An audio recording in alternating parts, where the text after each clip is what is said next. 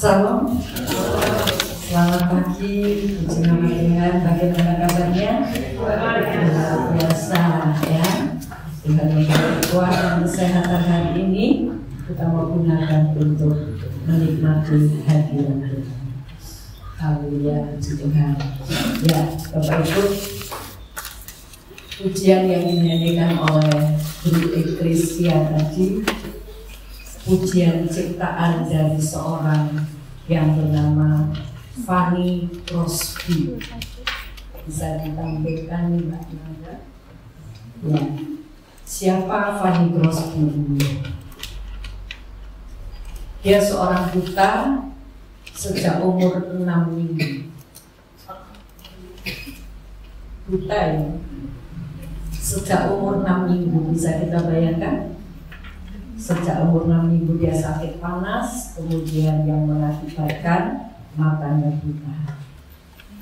Bukan cuma itu, dia tinggal dalam asuhan orang tua yang dalam keadaan miskin. Bukan cuma miskin, tapi sangat miskin. Bahkan makan itu tergantung dari pemberian tetangga-tetangga. Luar biasa keadaan. Masih kanak-kanak bapaknya meninggal, tinggal ibunya. Parah lagi saudara ya. Siapa di antara kita yang pernah punya keadaan seperti ini? Parah ya.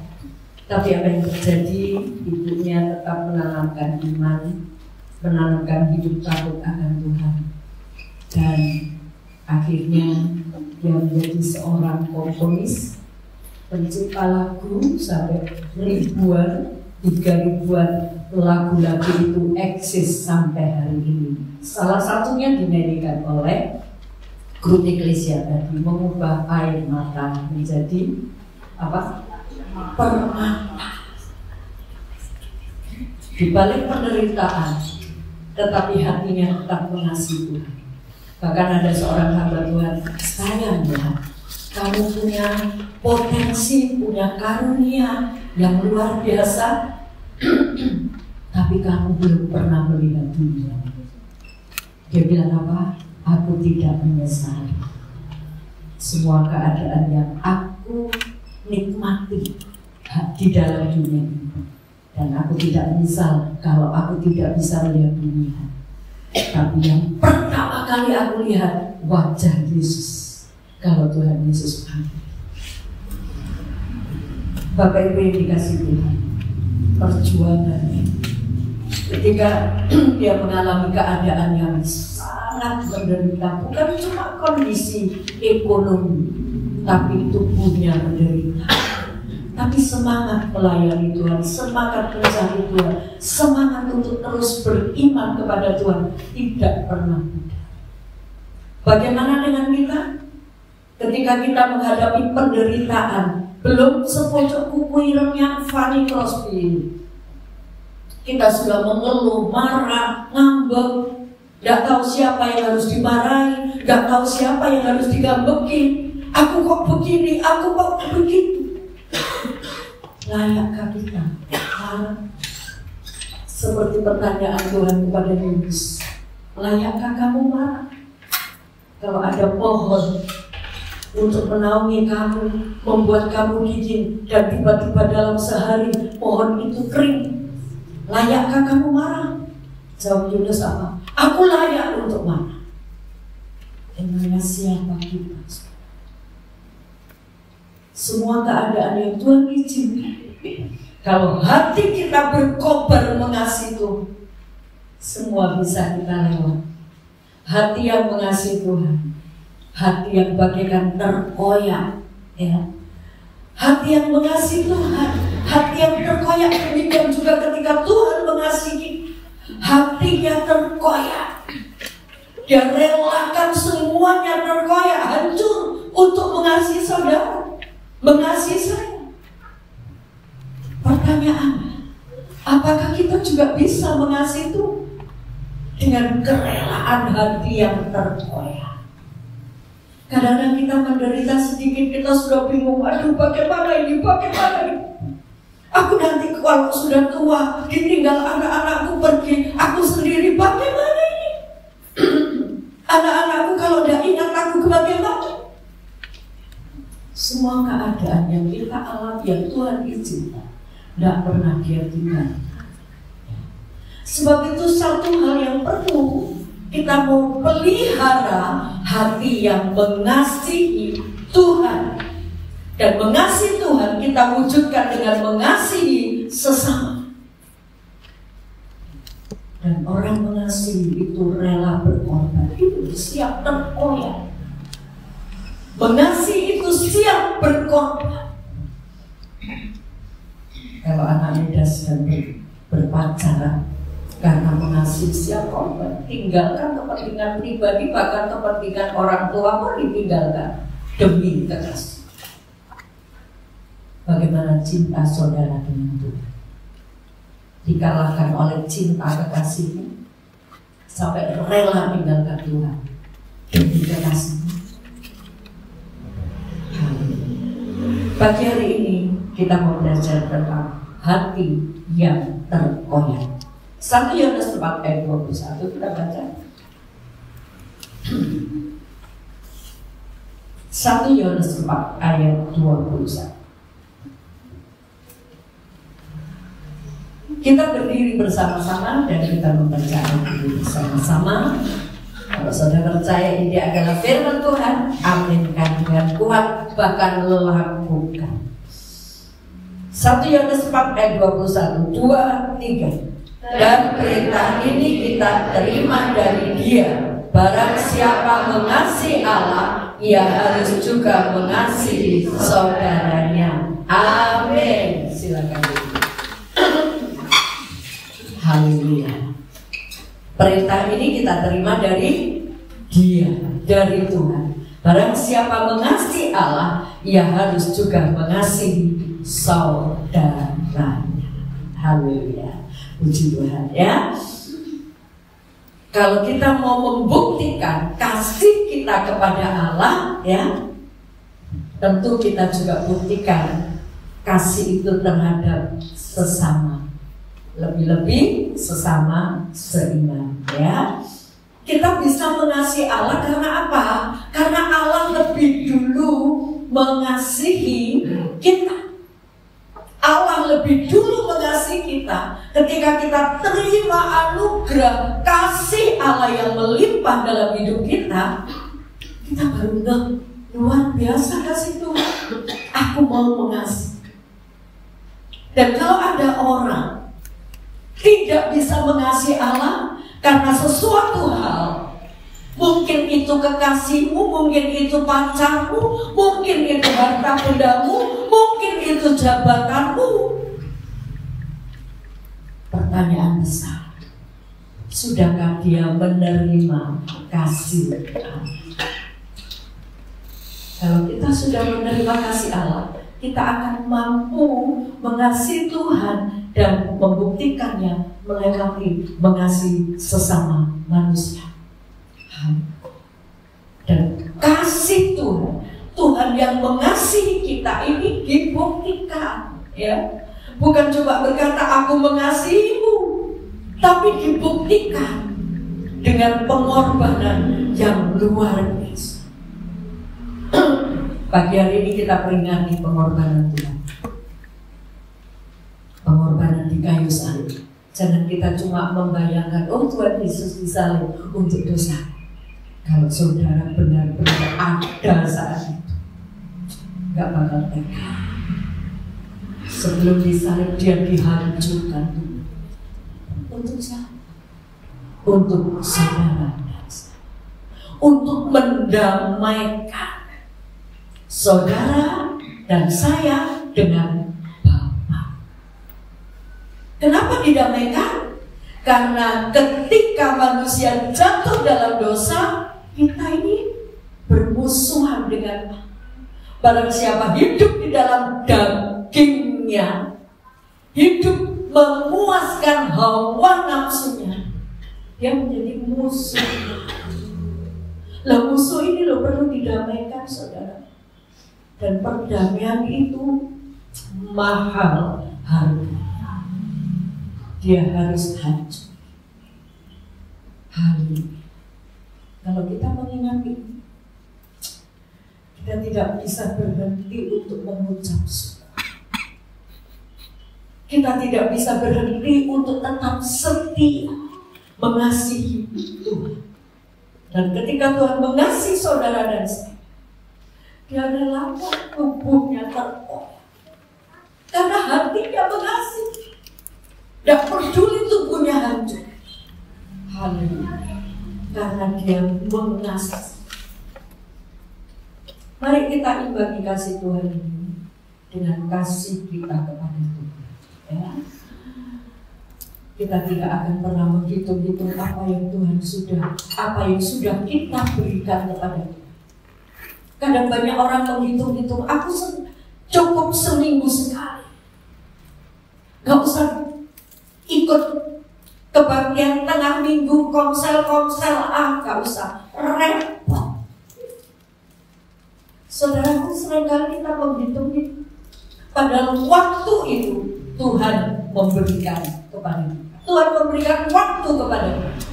Kesehatan, siapa yang memberikan? Tuhan. Kalau kita sudah terkapar, baru kita ingat, aku ingin melayani Tuhan kasih. Waktu sehat, waktu segar, kita lupa sama Tuhan. Bahkan kita hamburkan kesehatan kita, kekuatan kita untuk hawa nafsu. Kita akan melihat tindakan kasih adalah hati yang siap untuk dibayar, hati yang siap untuk korban, hati yang siap hancur.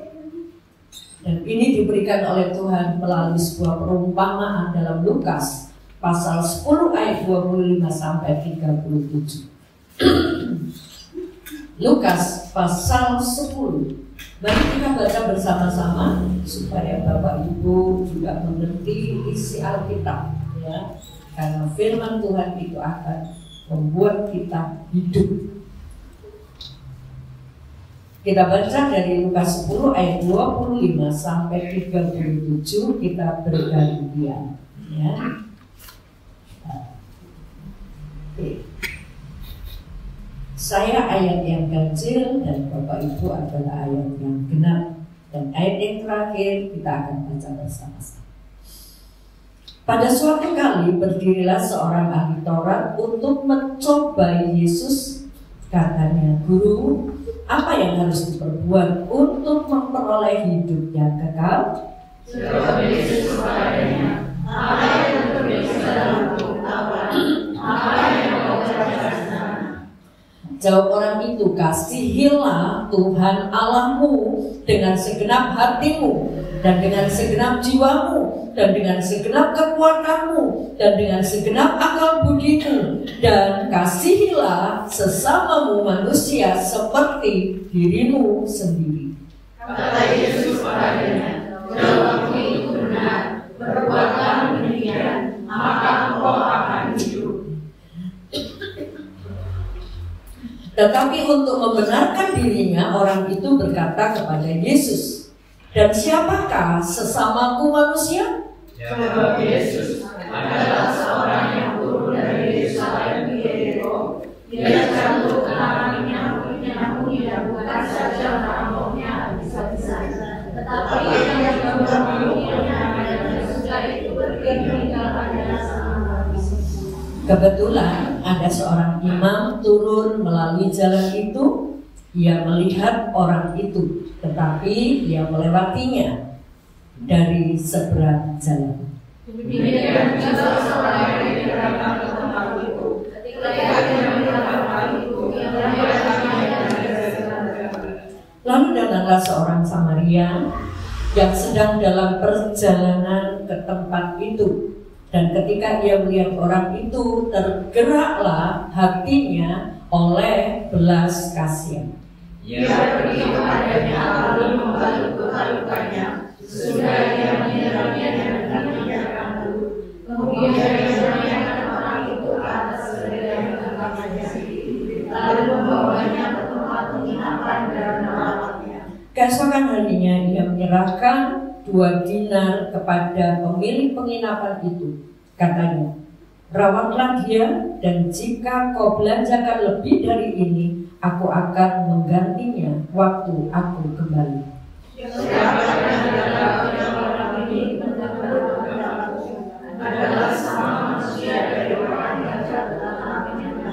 Bersama, jawab orang itu, orang yang telah menunjukkan belas kasihan kepadanya.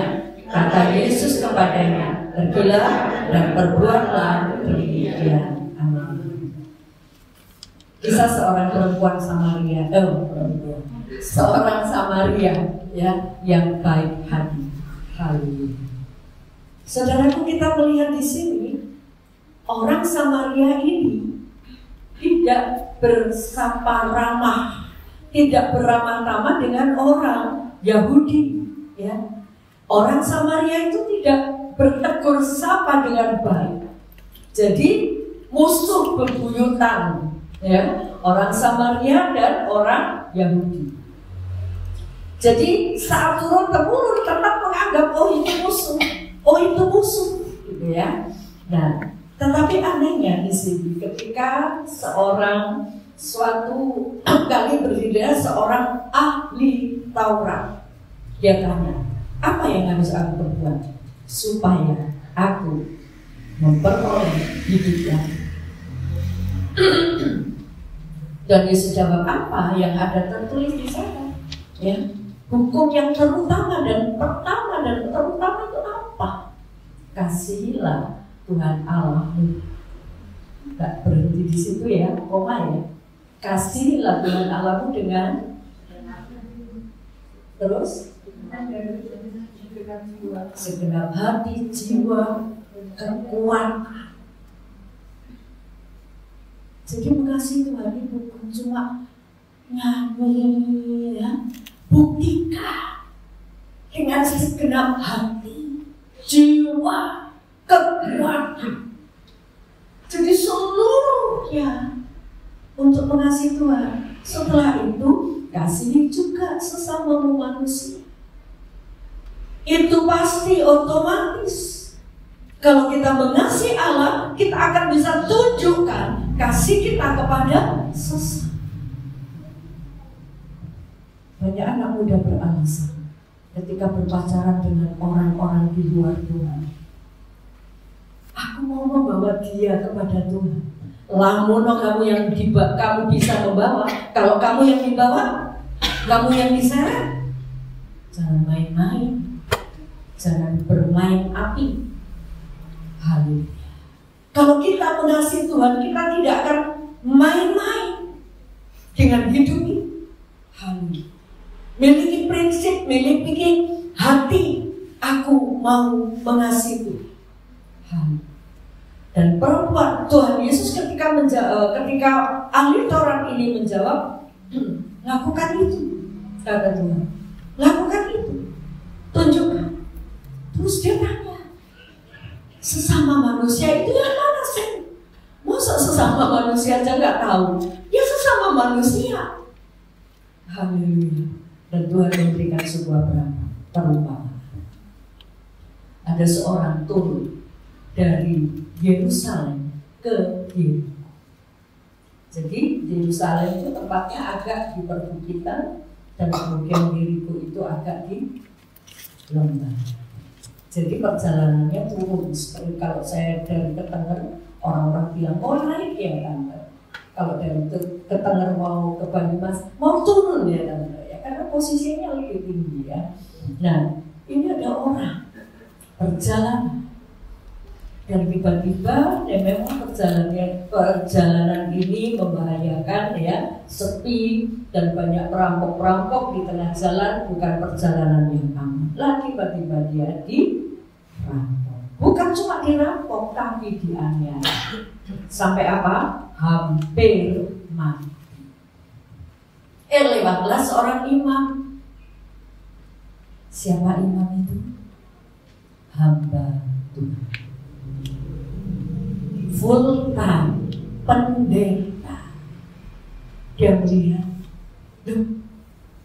sampai orang terkapar nggak mau nanggung resiko ya. Yang jatuh terkapar di sebelah kanan, dia meliping lewat di seberang sana. Cepat ya. Kalau aku nolongi, waktuku nggak cukup. Kalau aku menolong dia, udahlah. Nanti kan Tuhan pasti tahu aku. Tuhan tolong gitu apa? Nah kamu punya waktu, kamu punya mata melihat. Kenapa bukan kamu? Ada Lewi. Siapa Lewi? Lewi ini keturunan orang-orang yang melayani, orang yang dikhususkan untuk melayani Tuhan. Lewi ini juga, ini sebangsa loh, sama-sama Yahudi loh. Lewi ini lihat sama dengan imamnya tadi, gak mau nolongin, lewat saja, ya. Dan kemudian lewatlah seorang Samaria, dan orang Samaria ini lihat, orang itu kasihan, tergeraklah oleh belas kasihan. Mana belas kasihannya pendeta tadi, imam tadi? Mana belas kasihannya Lewi tadi, pelayan Tuhan yang aktif melayani? Wah, kemana-mana aku ikut, kemana-mana melayani, ya, membuat kelompok-kelompok, persekutuan-persekutuan hebat. Tapi melihat hal yang harus dikerjakan, dia seolah-olah tutup mata. Terus pulang, tutup urusanku, ya. Lewat. Apakah dia orang mengasihi Tuhan? Aktivitasmu belum tentu itu adalah bukti kasih. Tetapi kalau engkau mengasihi Tuhan, pasti engkau akan melayani dengan hatimu. Kalau melayani tidak dengan hati, ada masalah sedikit, mundur, ngambek. Aku gak diperhatikan, aku gak diperdulikan, karena tidak melayani dari hati. Tapi yang Tuhan mau kasih Tuhan apa? Dengan segenap hati, dengan segenap jiwa, dengan segenap kekuatan. Puji Tuhan. Mengapa seorang Samaria ini bisa nolong? Kenapa dia bisa rela meluangkan waktunya, bukan cuma waktu, dia bisa berikan karena hatinya penuh belas kasihan. Nah, rahasianya seorang Samaria ini bisa menolongi karena hatinya mau terkoyak, hatinya mau rugi, mau berkorban.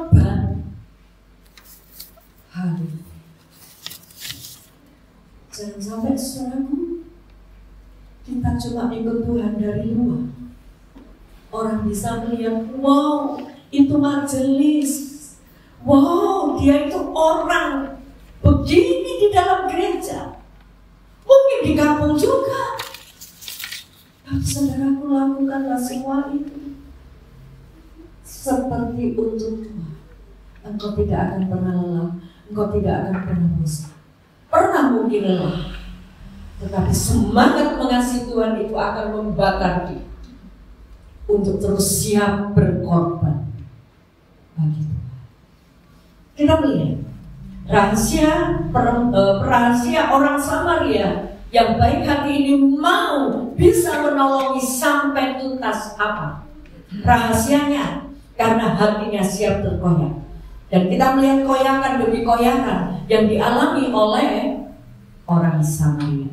Ayat 33 kalau dibacakan. Lalu datang seorang Samaria yang sedang dalam perjalanan ke tempat itu, dan ketika ia melihat orang itu, tergeraklah hatinya oleh belas kasihan. Tergeraklah hatinya oleh belas kasihan tanpa melihat. Kamu kan orang Yahudi, orang Samaria. Kamu kan pernah menyakiti, kamu kan pernah memfitnah. Kamu sombong. Itu itu tersingkir, saudara. Perasaan-perasaan demikian itu tersingkir. Karena belas kasihan yang membara. Haleluya.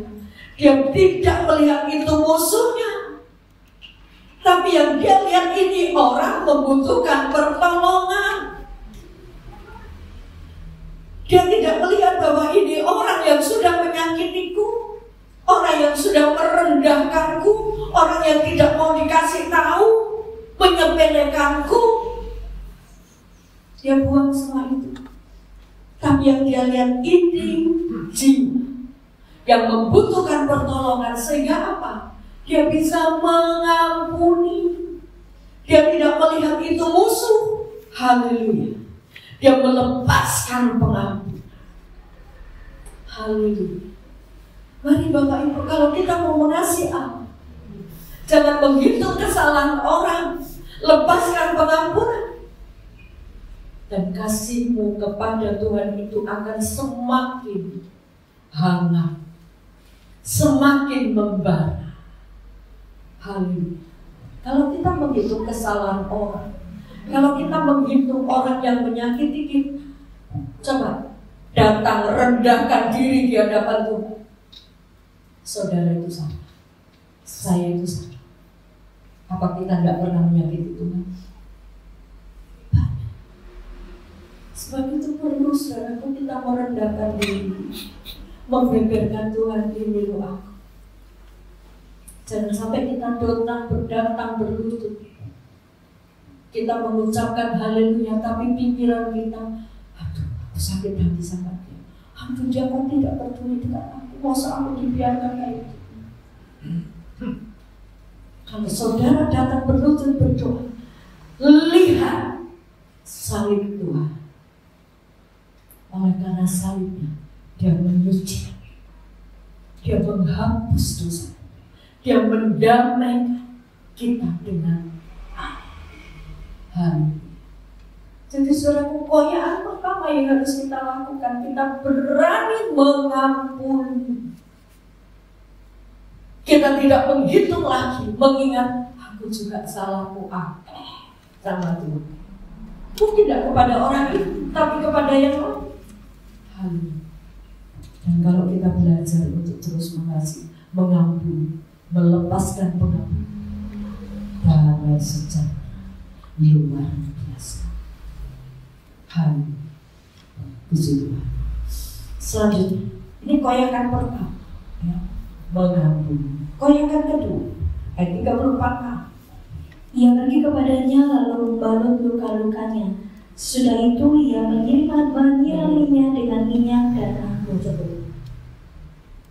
Dia bukan cuma menekan, kemudian dia kata, ayat ini menyatakan sesudah itu dia mengusap luka. Siapa mau sih? Ini musuh, ada luka, dibersihkan. Bukan cuma dibersihkan, menyirami dengan minyak dan anggur. Jadi anggur itu bisa pengganti obat merah itu ya. Disirami, diminyaki supaya lemes, nggak kaku. Dikasih anggur supaya darahnya itu tidak mengalir terus. Bukan cuma disirami, tapi dibersihkan dulu. Dan dia harus terjun turun, tangannya kotor.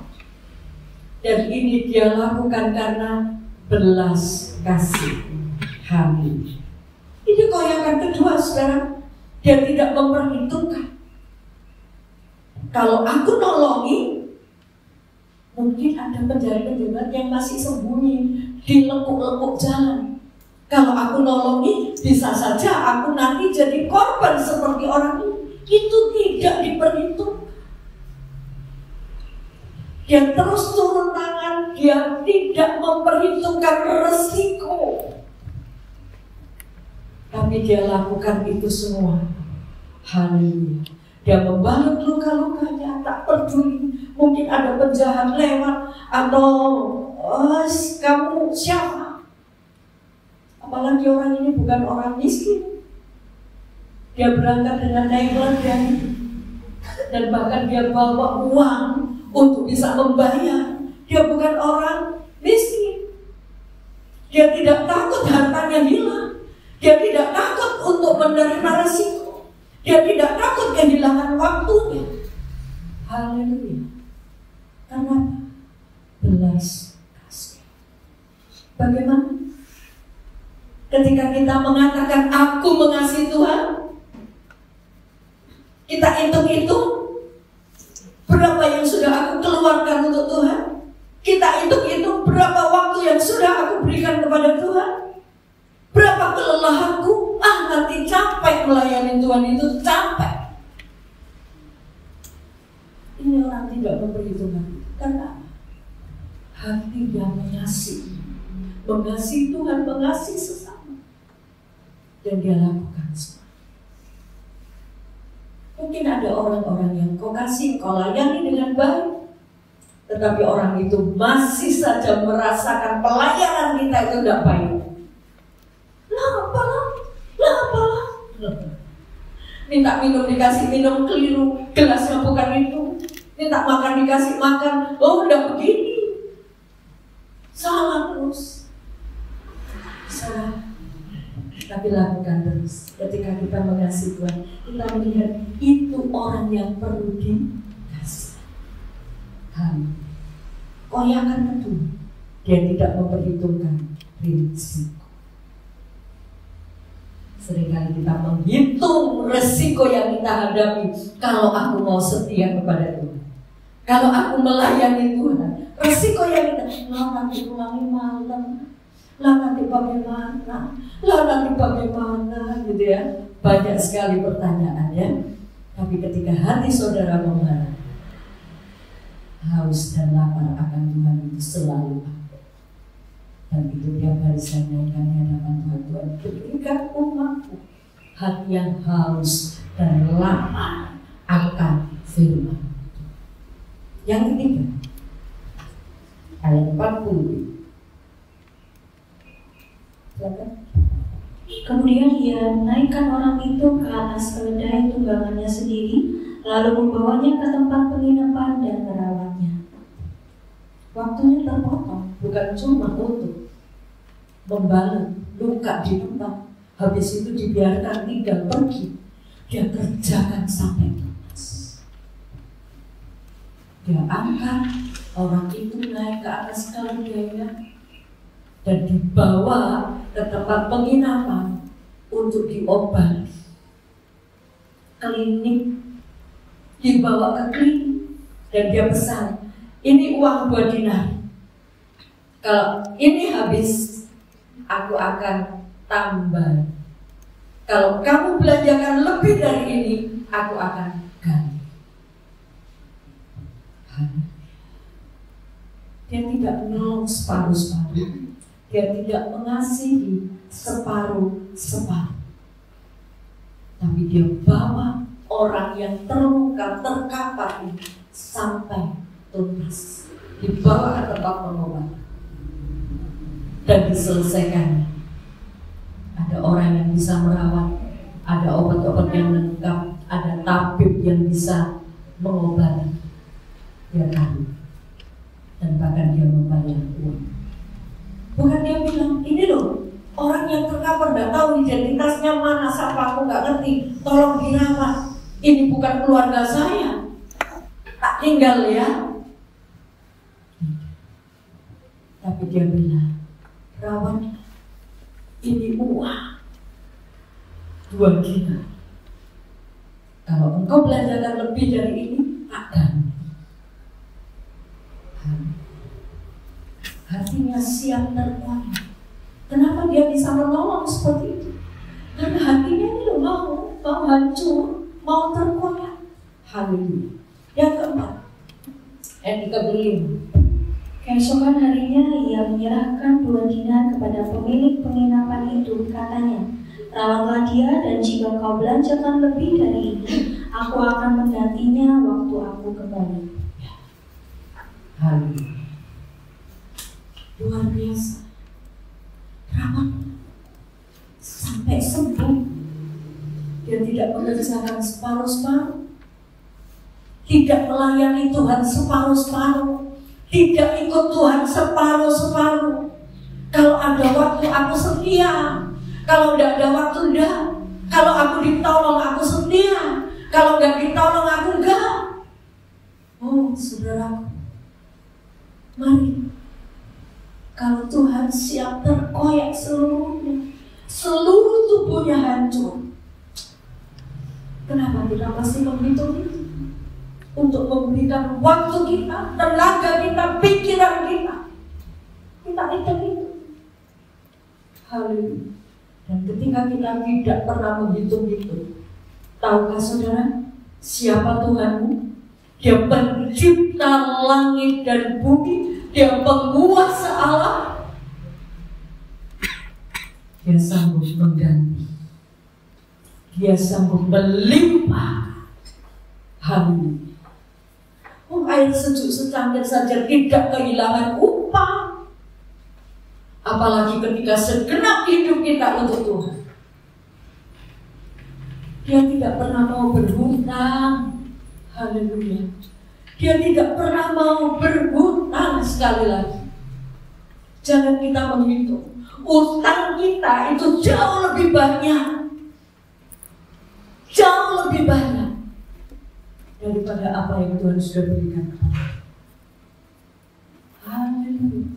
Tuhan melimpahkan berkatnya, tapi utang kita itu tidak cukup untuk kita bisa membayar apa yang kita punya, itu tidak cukup. Masihkah kita berani menghitung-hitung untuk Tuhan?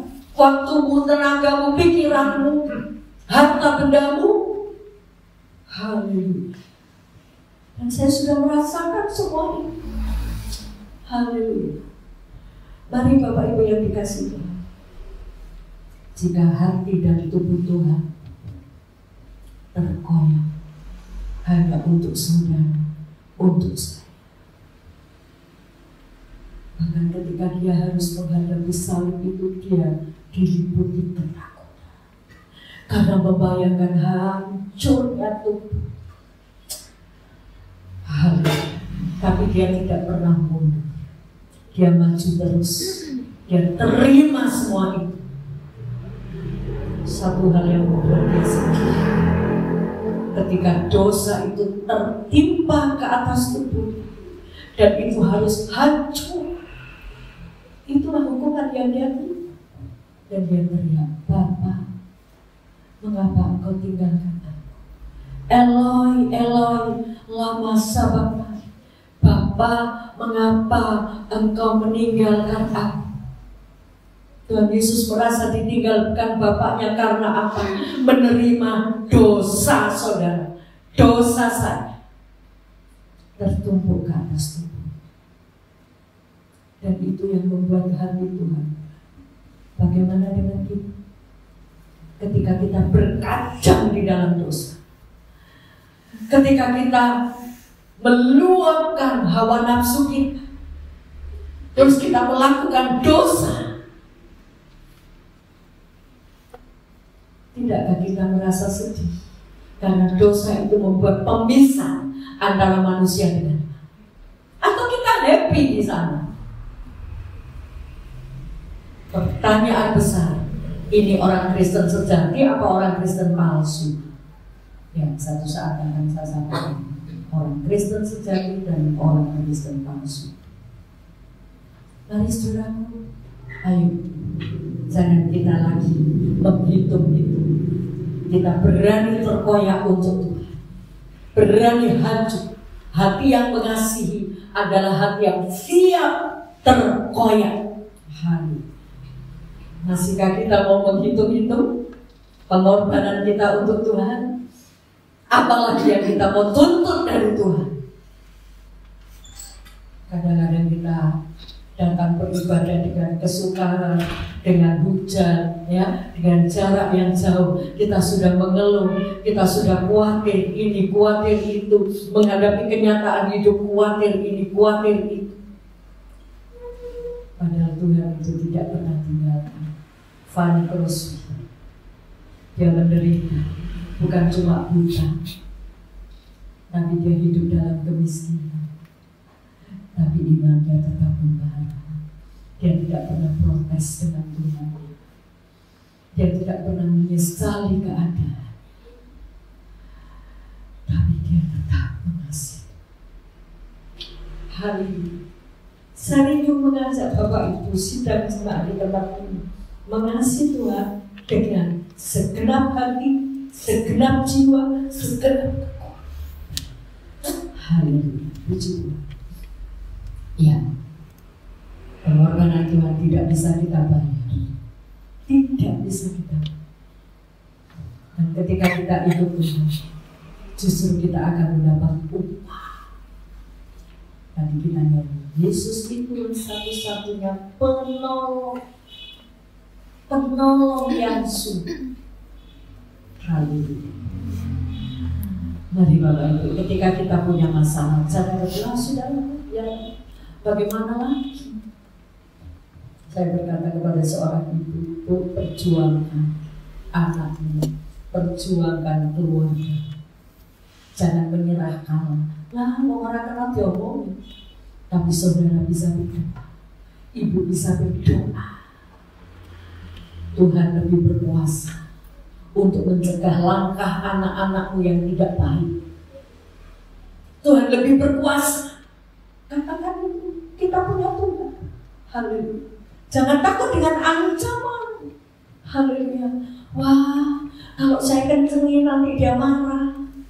Wah, nanti dia melakukan ini itu. Serahkan sama Tuhan.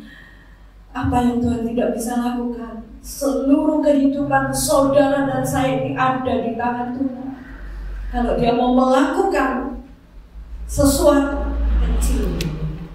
kecil bagiku, ya, haleluya, puji Tuhan. Mari Bapak Ibu yang dikasih Tuhan, pagi hari ini kita akan berjalan kudus dan kita akan membayangkan, bukan membayangkan, mengingat pengorbanan Tuhan yang luar biasa.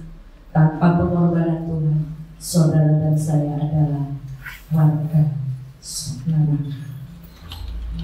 Tapi pengorbanan Tuhan yang mendamaikan, kita diizinkan oleh Tuhan untuk memasuki kehidupan yang kekal. Ini luar biasa. Ya, jangan mau diganti hidup yang kekal ini dengan sesuatu yang bernilai di batas yang kubur. Mari kita berdoa bersama-sama.